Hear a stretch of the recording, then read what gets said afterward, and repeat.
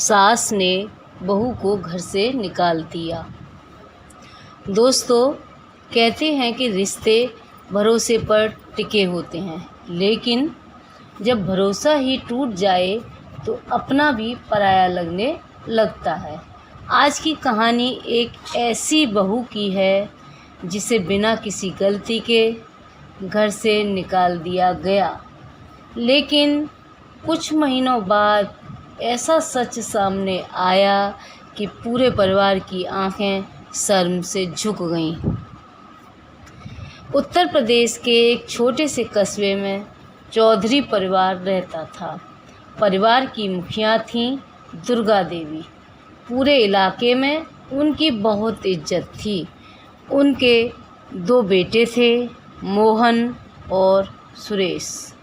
मोहन की शादी कई साल पहले हो चुकी थी और उसकी पत्नी रेखा घर की बड़ी बहू थी।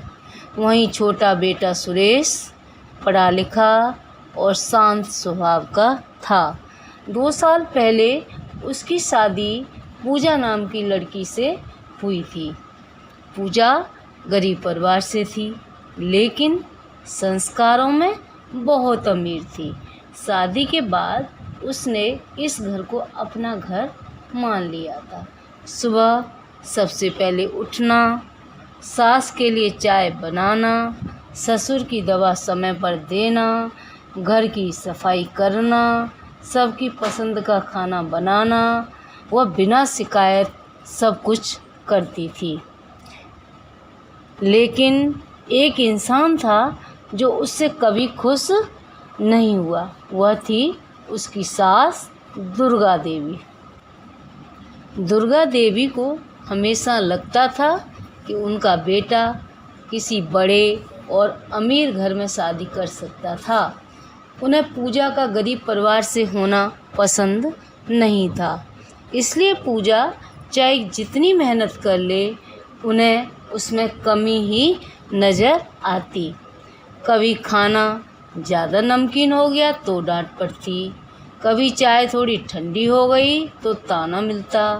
कभी किसी मेहमान के सामने भी दुर्गा देवी उसे नीचा दिखाने से नहीं चूकती थी। पूजा हर बार मुस्कुराकर सब सह लेती। वह सोचती थी कि एक दिन उसकी सास का दिल ज़रूर जीत लेगी, लेकिन उसे नहीं पता था कि उसकी ज़िंदगी में बहुत बड़ा तूफ़ान आने वाला है। एक दिन दुर्गा देवी ने अपनी अलमारी खोली और अचानक ज़ोर से चिल्ला उठी, अरे मेरा सोने का हार कहाँ गया? पूरा घर दौड़कर उनके कमरे में पहुंचा। वह हार कोई साधारण हार नहीं था। वह दुर्गा देवी को उनकी माँ ने दिया था और वह उसे अपनी सबसे कीमती निशानी मानती थी। पूरा घर छान मारा गया। कमरे, अलमारी, रसोई, स्टोर, हर जगह खोजा गया, लेकिन हार कहीं नहीं मिला। तभी बड़ी बहू रेखा धीरे से बोली, माँ जी, कल आपके कमरे की सफाई तो पूजा कर रही थी ना? बस इतना सुनना था कि दुर्गा देवी का शक सीधे पूजा पर चला गया। उन्होंने गुस्से में पूजा को बुलाया। सच सच बता, हार कहाँ रखा है? पूजा हैरान रह गई। माँ जी, मैंने हार देखा तक नहीं। झूठ मत बोल, दुर्गा देवी चीख पड़ी। पूजा बार बार अपनी सफाई देती रही, लेकिन किसी ने उसकी बात नहीं सुनी। सबसे ज़्यादा दर्द उसे तब हुआ जब उसने अपने पति सुरेश की तरफ देखा। उससे उम्मीद थी कि सुरेश उसका साथ देगा, लेकिन सुरेश चुप था। वह अपनी माँ के सामने कुछ नहीं बोल पाया। पूजा की आंखों में आंसू आ गए। उसे लग रहा था कि जैसे पूरा परिवार उसके खिलाफ खड़ा हो गया हो। आखिरकार गुस्से में दुर्गा देवी ने फैसला सुना दिया। जिस लड़की पर भरोसा नहीं किया जा सकता, उसे इस घर में रहने का कोई हक नहीं है। अभी के अभी घर छोड़ दे। पूरा घर खामोश था। पूजा रोती रही, गिड़गिड़ाती रही, लेकिन किसी का दिल नहीं पसीजा। उसने अपने कुछ कपड़े एक बैग में रखे और घर से बाहर निकल गई। जब वह दरवाजे से बाहर जा रही थी तो उसकी आंखें बार बार सुरेश को देख रही थी। शायद उसे उम्मीद थी कि आखिरी पल में वह रोक लेगा, लेकिन ऐसा नहीं हुआ। उस दिन पूजा सिर्फ घर नहीं छोड़ रही थी, उसका भरोसा भी टूट गया था। गांव के किनारे उसने एक छोटा सा कमरा किराए पे लिया। पहले कुछ दिन बहुत मुश्किल थे, पैसे कम थे, कोई सहारा नहीं था, लेकिन उसने हार नहीं मानी। उसे सिलाई का काम आता था। उसने घर घर जाकर कपड़े सिलने का काम शुरू कर दिया। धीरे धीरे लोग उसके काम की तारीफ़ करने लगे। कुछ महीनों बाद उसने एक छोटी सी सिलाई की दुकान खोल ली। उसकी मेहनत रंग लाने लगी। अब उसके पास काम की कमी नहीं थी। उधर चौधरी परिवार में सब कुछ ठीक नहीं चल रहा था। घर में पहले जैसी खुशी नहीं रही। दुर्गा देवी अक्सर बीमार रहने लगीं। सुरेश भी अंदर ही अंदर टूट चुका था। उसे हर दिन एहसास होता था कि उसने अपनी पत्नी का साथ नहीं दिया, लेकिन अब बहुत देर हो चुकी थी। लगभग 1 साल बीत गया। फिर एक दिन ऐसा हुआ जिसने सब कुछ बदल दिया। घर की पुरानी अलमारी की मरम्मत चल रही थी। बढ़ई पीछे का हिस्सा खोल रहा था। तभी अचानक एक चमकती हुई चीज़ नीचे गिरी। सभी लोग दौड़कर आए। जमीन पर वही सोने का हार पड़ा था। पूरा घर सन्न रह गया। हार चोरी नहीं हुआ था, वह अलमारी के पीछे फंस गया था। कुछ सेकंड तक किसी की जुबान नहीं खुली। फिर दुर्गा देवी कुर्सी पर बैठ गईं। उनकी आंखों से आंसू बहने लगे। उन्हें याद आने लगा कि कैसे उन्होंने बिना सबूत के पूजा पर आरोप लगाया था, कैसे उसे चोर कहा था, कैसे घर से निकाल दिया था। उस रात दुर्गा देवी सो नहीं पाईं।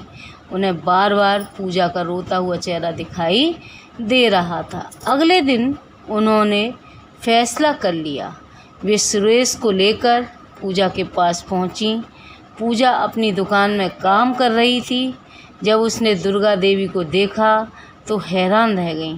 दुर्गा देवी धीरे धीरे उसके पास आईं और पहली बार उन्होंने हाथ जोड़ दिए। बहू, मुझे माफ़ कर दे। पूजा कुछ पल के लिए बिल्कुल चुप रह गई। दुर्गा देवी रोते हुए बोली, हार मिल गया है, तू निर्दोष थी, गलती मेरी थी। सुरेश की आंखों में भी आंसू थे। उसने कहा, पूजा, मैंने पति होने का फ़र्ज़ नहीं निभाया, मुझे माफ़ कर दो। कुछ पल तक वहाँ खामोशी रही। फिर पूजा ने धीमी आवाज़ में कहा, माँ जी, मुझे घर से निकालने का दुख नहीं था। दुख इस बात का था किसी ने मुझ पर विश्वास नहीं किया। ये शब्द सुनकर दुर्गा देवी फूट फूट कर रो पड़ी। उन्हें समझ आ गया कि उन्होंने सिर्फ एक बहू नहीं खोई थी,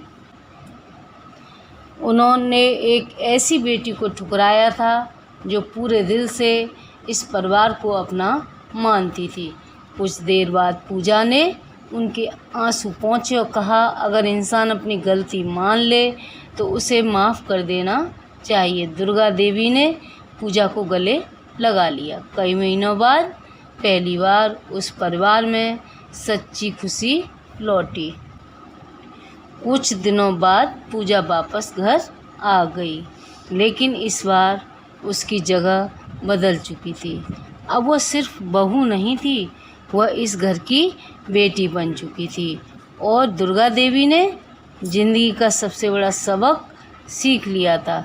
किसी पर आरोप लगाने से पहले सच जान लेना चाहिए, क्योंकि एक पल का गलत फैसला किसी की पूरी ज़िंदगी बदल सकता है। और दोस्तों, रिश्तों की सबसे बड़ी ताकत प्यार नहीं बल्कि भरोसा होता है। जिस दिन भरोसा टूट जाता है उस दिन सबसे मजबूत रिश्ता भी कमज़ोर पड़ जाता है। लेकिन अगर गलती मानने की हिम्मत हो तो टूटे हुए रिश्ते भी फिर से जुड़ सकते हैं। अगर कहानी अच्छी लगी हो तो चैनल को सब्सक्राइब करें। धन्यवाद।